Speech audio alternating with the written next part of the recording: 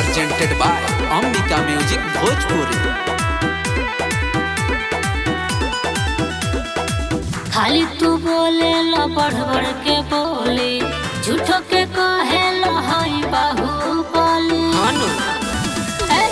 खाली तू बोले ला बढ़ बढ़ के बोले झूठो के कहे ला हई बाहुबली। हई दू दिन के लइका गली में रोज छेड़ले। कौन हरे? गली में रोज छेड़ले। जादू जी के बेटा ना डरीले मर्डर करे से। अच्छा ना डरीले मर्डर करे से। हाँ कमना के बढ़ल गर्मी की डे रात नइखे मरे से। कमना के बढ़ल गर्मी की डे रात नइखे मरे से। कमना के बढ़ल गर्मी की डे रात नइखे मरे से।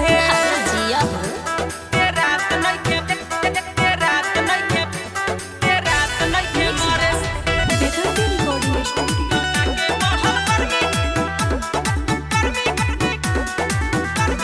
छेड़ छड़ हमरा से करे गली मोहल्ला के लइका। हमके ओकर पता बतावा चलो हमरे बुलेट पे बैठा। छेड़ छड़ हमरा से करे गली मोहल्ला के लइका।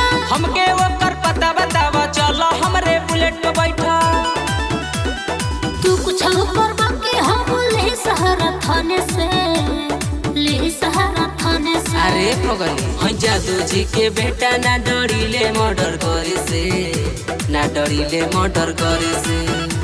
कमना के बढ़ल गर्मी की डे रात नइखे मरे से।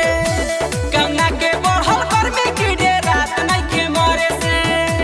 कमना के बढ़ल गर्मी की डे रात नइखे मरे से।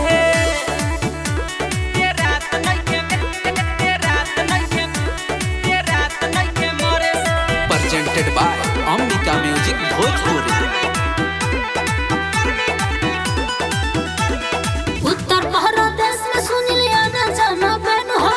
यूपी के नेता विधायक रोहित यादव के फैन हवे। उत्तर प्रदेश में सुन लिया ना जाना बहन है। यूपी के नेता विधायक रोहित यादव के फैन हवे।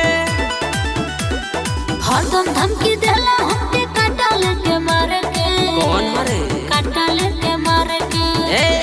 यादव जी के बेटा ना डरीले मर्डर करे से। अच्छा ना डरीले मर्डर करे से। कमना के बढ़ल गर्मी की डे रात नइखे मरे से। कमना के बढ़ल गर्मी की डे रात नइखे मरे से। कमना के बढ़ल गर्मी की डे रात नइखे मरे से।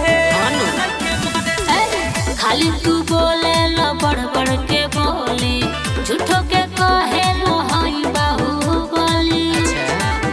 हई दू दिन के लइका गली में रोज छेड़ले। कौन हरे? गली में रोज छेड़ले।